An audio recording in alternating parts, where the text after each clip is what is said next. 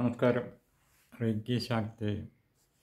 നിശബ്ദമായ ശബ്ദത്തിനെ കാതോർക്കുക എന്ന ഒരു ധ്യാനമാണ് നമ്മളിന്ന് പരിചയപ്പെടുന്നത്. കുറേ ദിവസങ്ങൾ തുടർച്ചയായി ചെയ്യാവുന്ന കണ്ടശയായിട്ട് പ്രസിദ്ധീകരിച്ചു വരുന്ന ഒരു ധ്യാന സങ്കേതമാണ് നാദബ്രഹ്മ മെഡിറ്റേഷൻ്റെ പാർട്ടായിട്ടാണിത്. അതിൻ്റെ തുടക്കമാണ്. അപ്പോൾ ഇനിയുള്ള ദിവസങ്ങളിൽ എല്ലാവരും അത് ശ്രദ്ധിച്ച് കേൾക്കണം. ശ്രവണോർജത്തെ സംബന്ധിച്ച ധ്യാനങ്ങൾ സ്ത്രൈണധ്യാനങ്ങളും നിഷ്ക്രിയങ്ങളുമാണ്.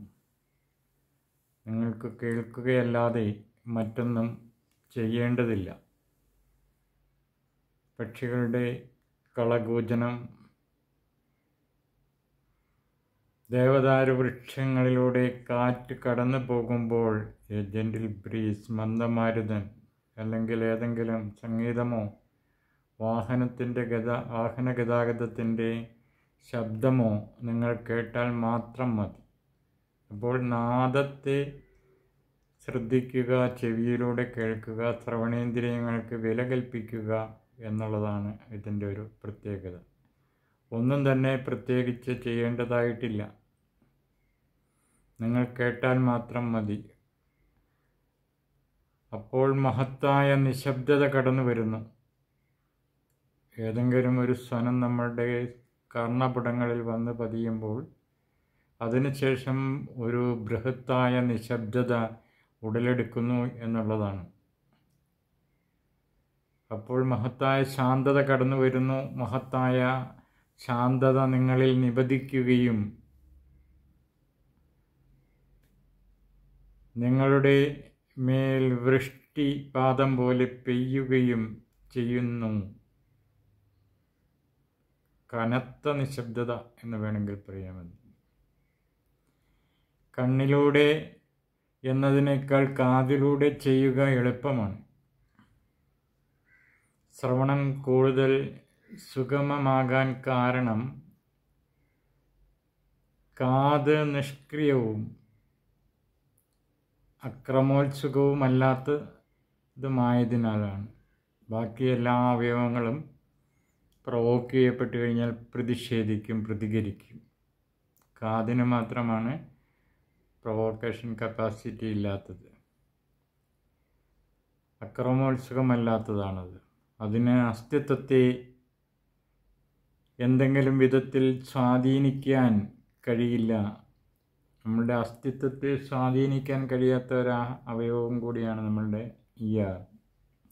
ഇയർ ബാലൻസിങ് വളരെ പ്രധാനപ്പെട്ട ഒരു ഘടകമാണ്. ഇയർ ബാലൻസിങ് പോയി കഴിഞ്ഞിട്ടുണ്ടെങ്കിൽ നമുക്ക് എഴുന്നേറ്റ് നടക്കാൻ പറ്റാതെ വരും. ഒരിക്കലും ശ്രദ്ധിക്കാത്ത അവയവവും കൂടിയാണ് നമ്മളത്. അതിനെ ഈ അസ്തിത്വത്തെ ബാധിക്കാത്ത രീതിയിലാണ് അതിൻ്റെ നിർമ്മിതി. ഈ ശ്രവണേന്ദ്രിയങ്ങളിൽ ഏതാണ്ട് ഒരു മനുഷ്യൻ്റെ ശരീരത്തിലുള്ള എല്ലാ അവയവങ്ങളുടെയും മിനിയേച്ചർ ഫോം അവിടെ ഉണ്ട് എന്നാണ്. അപ്പോൾ അസ്തിത്വത്തെ സ്വാധീനിക്കാൻ കഴിയില്ല. കാര്യങ്ങളെ സംഭവിക്കാൻ അനുവദിക്കുക മാത്രമാണ് അത് ചെയ്യുന്നത്. എന്ത് തന്നെ സംഭവിക്കുന്നതോ അതെല്ലാം ചെവി ഒരു സർവം സഹയായി അതിനെ സംഭവിപ്പിക്കാൻ അനുവദിക്കുന്നു എന്നുള്ളതാണ്. അത് ചെയ്യാൻ ചെവി ഒരു വാതിലാണ്. അത് കടന്നു വരാൻ അനുവദിക്കുന്നു.